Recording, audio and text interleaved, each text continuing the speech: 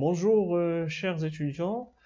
Cette capsule introductive s'inscrit dans le cadre de l'encadrement des mémoires de fin d'études destinées aux étudiants de la licence fondamentale. Dans cette capsule introductive, nous allons se mettre d'accord sur notre démarche de travail pour mieux éclairer l'ensemble des points et se mettre d'accord sur la méthodologie de travail qui va aboutir à la réalisation de votre mémoire de fin d'études. Le contexte général est lié à un contexte spécifique dans lequel le contact est à distance, via mail pour premier contact, et après notre contact s'élargit aux moyens de communication à travers lequel on va travailler de façon continue sur l'élaboration de notre mémoire de fin d'études sous mon encadrement. Et c'est naturellement, cette vidéo est destinée à mes étudiants et qui travaillent avec moi pour l'encadrement de leur mémoire de fin d'études. Il y avait des questions qui ont été posées sur la proposition des thèmes, sur la constitution des groupes, également sur la démarche de travail. Naturellement, cette vidéo elle est destinée à éclairer les points de notre démarche de travail. Concernant le travail en groupe, donc ça, c'est laissé au choix des étudiants. Les étudiants qui désirent travailler en groupe maximum de 4 personnes. Ceux qui veulent travailler de façon individuelle, ils peuvent le faire également. Il y avait des étudiants qui ont eu leur thème de façon individuelle. La proposition des thèmes, moi j'ai établi des axes de recherche à travers lesquels j'ai choisi des thèmes et j'ai proposé à l'ensemble des étudiants pour travailler sur ces thèmes. Donc c'est moi qui décide en termes de proposition de thèmes. La majorité, comme vous constatez, c'est la liste des étudiants que j'ai eu sur mon encadrement. La majorité, ils ont eu leur thème. Et les couleurs ici, c'est pour dessiner les étudiants qui sont travaillent en groupe et qui ont leur mail, le moyen de contact à travers lequel on va se mettre en continu avec un contact continu pour mieux aboutir à notre mémoire de fin d'études. Notre travail il est continu. On va partager sous forme d'étapes. Donc, on s'est mis d'accord sur 3 étapes, première, deuxième et troisième, échelonnées dans le temps. Dans la première étape, ça serait demandé d'appeler un plan pour votre mémoire et une problématique. Donc, il faut mettre pour chaque groupe d'étudiants ou bien chaque étudiant qui a leur thème, ils doivent préparer un plan de mémoire et préparer également une problématique. Le délai de soumission est clôturé fin février. Donc fin février pour qu'ils m'envoient leur plan de mémoire et leur problématique. La deuxième étape est destinée ou bien il sera constitué par la rédaction de la première partie. Bien sûr, vous allez être épaulé par la méthodologie de rédaction que je vais vous expliciter dans une autre vidéo, comment rédiger, et vous allez rédiger votre première partie et vous allez avoir comme délai jusqu'à fin avril. La troisième et la dernière étape, c'est finaliser votre mémoire fin mai. On prévoit fin mai, mais on est limité également par les annonces de l'administration. Ça peut être mi-juin, ça peut être le début de juin. Mais nous, on va se mettre d'accord sur fin mai. Comme ça, on aura le temps de perfectionner le travail par la suite. Chaque étape, elle est notée. Et la note finale serait la note moyenne des trois étapes. Donc, vous allez avoir une notation élargie dans le temps. Comme ça, notre travail sera évalué de façon continue et pour inciter à mieux travailler au groupe, etc. Donc, je précise également pour les étudiants qui travaillent en groupe, c'est qu'il ne serait pas toléré de changer de groupe, il ne serait pas toléré de travailler hors le groupe. Donc, vous essayez, c'est vous qui avez choisi les personnes avec lesquelles vous travaillez, donc il faut assumer cette responsabilité et le résultat de votre travail sera le résultat de votre groupe naturellement.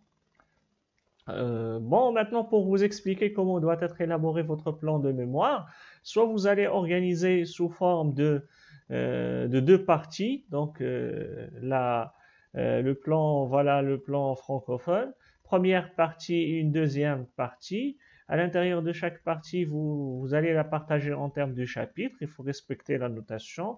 Un chapitre 1, chapitre 2. Et à l'intérieur de chaque chapitre, vous allez le répartir sous forme de sections. Donc ça, c'est la première présentation de votre plan de mémoire. Vous choisissez de présenter de cette façon, sous forme de plan à deux parties. Et à l'intérieur des parties, il y a des chapitres, et à l'intérieur des chapitres, il y a des sections. Et au début, il y a une introduction générale, et à la fin, il y aura une conclusion générale. Ou bien vous allez choisir de le scinder de cette façon, hein, de scinder sous la forme de plan avec des chapitres, 3 à 4 chapitres. Donc, chapitre 1, chapitre 2, chapitre 3. Vous pouvez ajouter un quatrième chapitre. Et à l'intérieur de chaque chapitre, vous mettez les sections. Donc, vous choisissez entre ces deux présentations celle que vous voyez la plus adaptée avec votre thème. Et une fois j'aurai votre réponse, je vais vous notifier avec les remarques qui vont concerner la représentation de votre plan et que vous devez normalement les intégrer pour améliorer votre travail par la suite. La problématique maintenant, si vous vous posez la question comment doit être votre problématique, on a tiré un petit peu cette définition du dictionnaire de Larousse. Donc, la problématique déjà c'est quoi? C'est l'ensemble des questions, des problèmes concernant un domaine de connaissance ou qui sont posés par une situation. Donc, cet ensemble des questions, etc., et constitue ce qu'on appelle la problématique. Pour vous, ça doit être une question centrale qui résume votre thème de recherche, ou bien à travers votre thème de recherche, vous allez y répondre à cette question centrale. Il doit être simple, donc une problématique, il est simplifié, il n'y a pas de complications, il ne doit pas être très compliqué. Il doit être précise, donc précise par rapport au thème, donc il est lié au thème. Concise, c'est-à-dire il ne faut pas qu'il soit hors thème, il n'y a pas des éléments qui sont hors de thème qui sont inclus dans la problématique. Et également, il doit être cohérent, c'est-à-dire il doit être en harmonie avec le thème que vous êtes en train de travailler. Donc, de façon générale, c'est ça le guide général de votre problématique. Par exemple, donc je vais vous donner, si par exemple nous avons le thème le marché de travail au Maroc. Donc, c'est un thème que j'ai donné comme exemple. Il n'est pas mentionné dans les thèmes que j'ai proposés pour les groupes de cette année-là.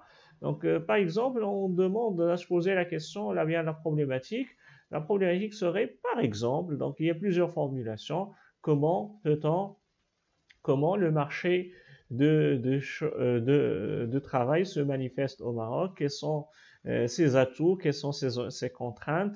Donc ça, c'est une petite formulation de la problématique à travers laquelle on pose un ensemble, une ou plusieurs questions qu'on juge que ce sont des questions centrales qui résument le thème de recherche et qui le présentent. Et à travers le thème de recherche, on sera amené à y répondre. Les outils de recherche, à la fin de cette présentation de notre démarche de travail, généralement les étudiants utilisent Google de façon générale. Donc, il y a d'autres sites.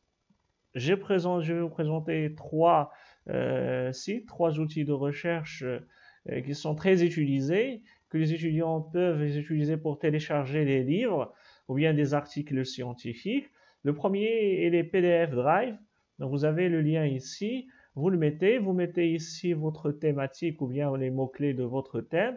Et par la suite, vous aurez les ouvrages ou bien les livres qui concernent votre thématique. Vous y cliquez et par la suite, vous suivez jusqu'à le téléchargement. Et par la suite, vous pouvez résumer ou bien prendre des parties que vous allez les reformuler par la suite et on les intégrer pour monter votre thème de recherche. À la suite, il y aura une autre capsule pour vous expliquer comment gérer ça au niveau de la rédaction. Un deuxième outil de recherche, c'est généralement pour les articles scientifiques. C'est Scholar Google. Scholar Google, c'est spécifique, c'est un outil de Google qui est spécifique aux articles scientifiques. Également, vous mettez ici votre thématique ou bien les mots-clés de votre thème et par la suite, vous aurez des réponses sous forme d'articles scientifiques que vous pouvez, avec lesquels enrichir votre travail, enrichir votre démarche au niveau de votre mémoire de fin d'études. J'ajoute également un troisième site, BOK Africa ou bien .cc. Hein, c'est également destiné aux articles et aux ouvrages. Vous mettez votre thématique ou bien les mots-clés de votre thème. Et par la suite, vous aurez des ouvrages et des articles scientifiques. Vous pouvez télécharger par la suite et utiliser les résumés ou résumer des parties pour les utiliser au niveau de votre mémoire de fin d'études, au niveau de votre rédaction. Euh, Vous pouvez faire plusieurs recherches pour monter votre plan et par la suite, vous utilisez des articles et des ouvrages les plus récents qui sont en relation avec votre thématique et que vous voyez utiles pour la rédaction de votre thème de recherche. Donc ça, c'est pas exclusif. Vous pouvez utiliser également ScholarVox également, mais ces trois-là, ils sont libres et ils sont gratuits et vous pouvez télécharger les livres à travers ces trois sites spécifiques aux articles et aux ouvrages. N'oubliez pas de mentionner les références. À la suite, je vais vous montrer comment on intègre ça au niveau de la rédaction de notre mémoire. Mais a priori, vous mentionnez la référence au niveau de la bibliographie sous forme de nom de l'auteur, de titre de l'article ou bien de l'ouvrage, de la date d'édition et de la maison d'édition par la suite. S'il s'agit d'un site internet, vous prenez le lien hypertexte et vous le mentionnez au niveau de votre référence avec la date de consultation. Donc ça, c'est pour répondre brièvement aux outils de recherche qui sont dessinés. J'espère qu'on a clarifié notre démarche de travail pour cette année d'encadrement. Il y aura naturellement d'autres capsules pour vous assister au niveau de la rédaction. Ce que j'attends de vous, c'est de finaliser la première étape. Il faut l'envoyer avant la date limite qui est fin février, dans laquelle vous allez proposer votre plan et votre problématique et vous aurez une évaluation par rapport à chaque étape et la note finale sera la moyenne de l'ensemble des évaluations qui sont étalées sur le temps. Comme ça, notre travail et notre évaluation sera de façon continue. Je vous remercie pour votre attention.